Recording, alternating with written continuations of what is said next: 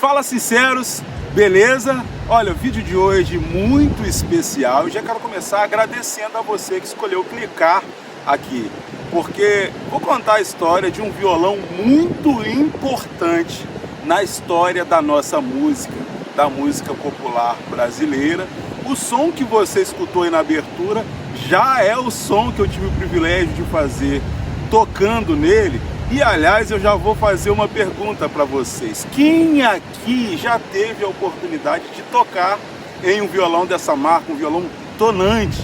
Quem aqui já teve um tonante ou já tocou num violão emprestado?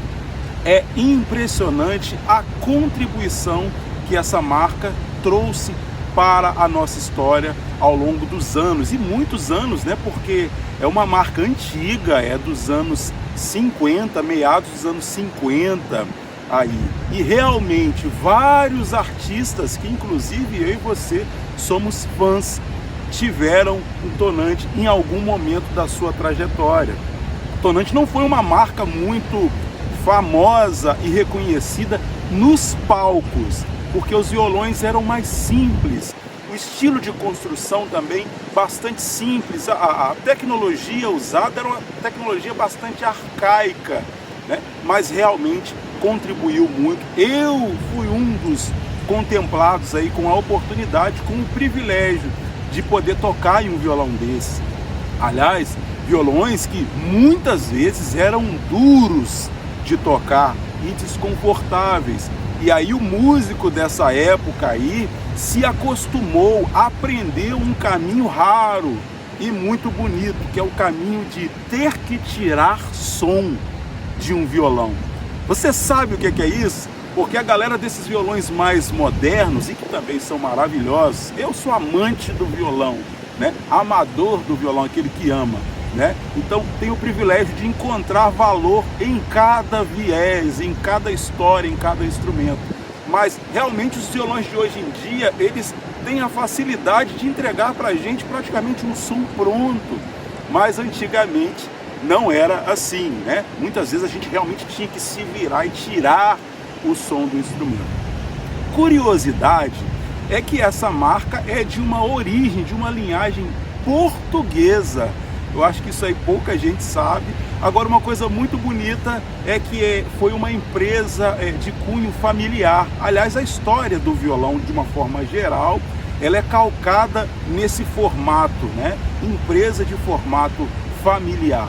Dois irmãos portugueses que vieram para o Brasil e começaram a construir violões de forma artesanal nos anos 50. Foi assim com a tonante. De Giorgio, inclusive de Giorgio, um sobrenome, Giannini, um sobrenome de uma família também, tonante também, um sobrenome. Lembrar também aqui dos Del Vecchio, né, que foram as marcas principais aí, né, desses anos aí, anos 50, 60, 70, 80 e por aí vai. A tonante encerrou a sua produção de violões entre 2005 e 2010, mais precisamente em 2007.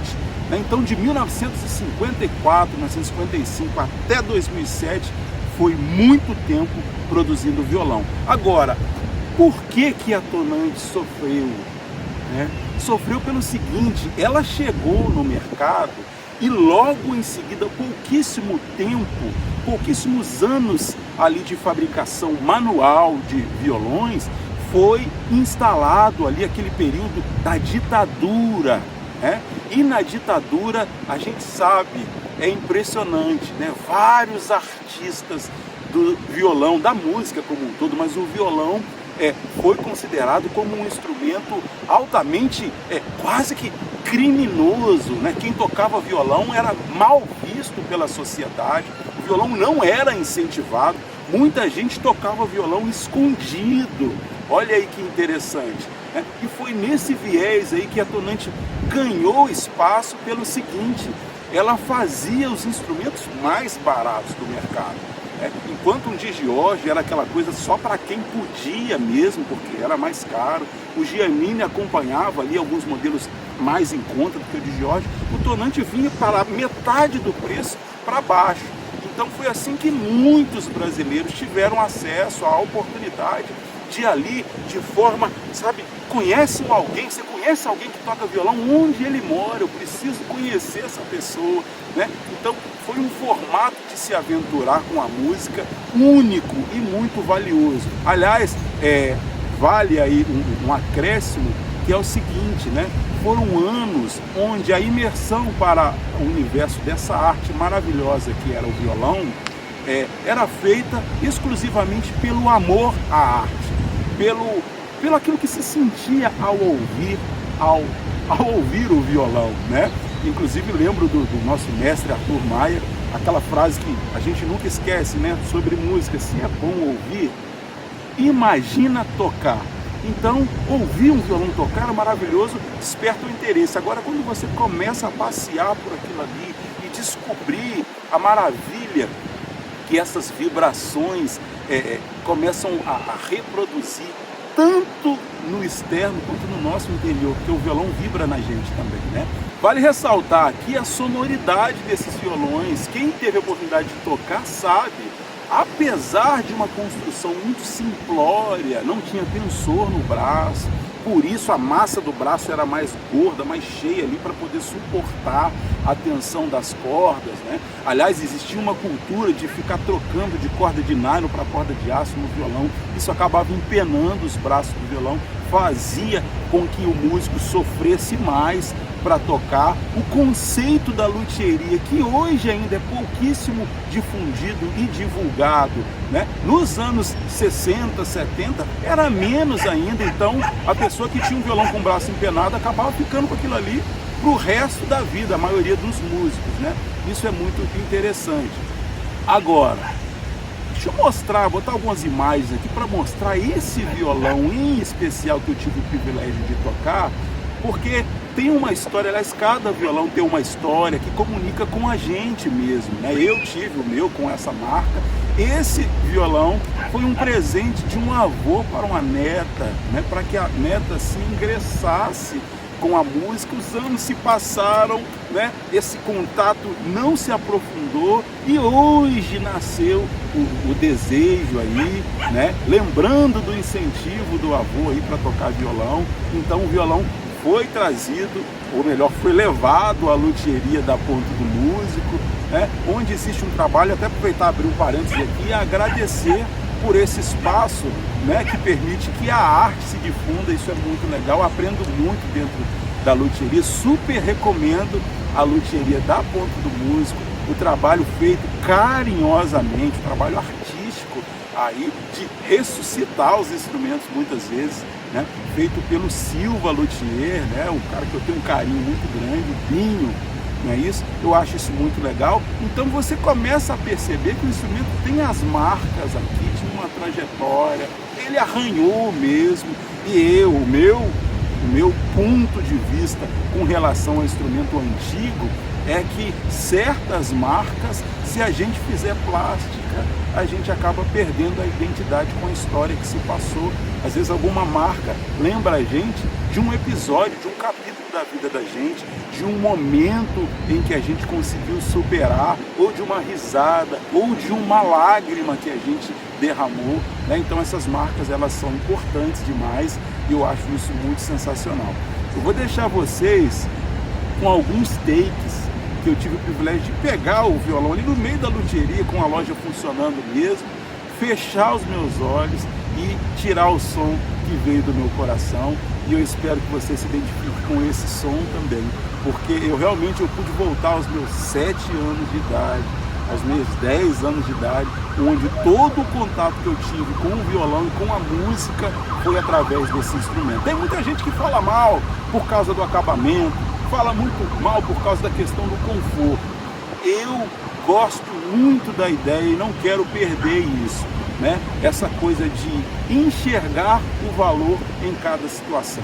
Algum instrumento pode não te oferecer conforto, mas ele te oferece uma porta aberta para você adentrar a música. E eu falo isso para você que ama a música assim como eu, que de repente não tem a oportunidade, até mesmo financeira, de trazer para si um instrumento top de linha, que é o sonho de todo músico, né? Eu falo para você com toda a tranquilidade que você pode adentrar a música, você pode ser um artista da música, fazer música com o coração, com um instrumento que couber no seu bolso, tá legal? Então fica essa dica aí, fique com esse som e um prazer muito grande sempre que eu posso registrar alguma coisa aqui nesse canal para você. Obrigado sinceros por vocês existirem na minha vida e por vocês permitirem aí com que a gente troque essas ideias maravilhosas. Fale aí as histórias que você tem com o violão, porque essas histórias são importantes, eu leio os comentários e isso é vida para a vida da gente. Tá legal? Beijos sinceros!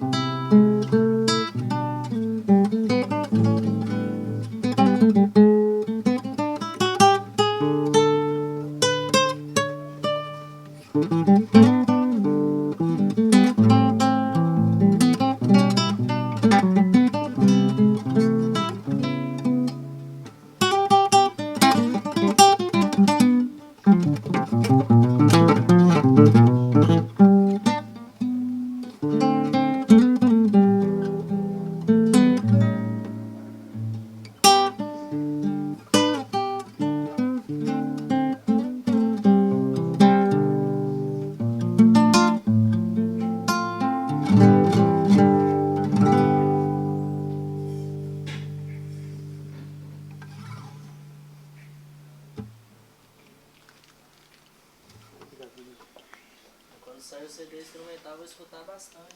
Ui,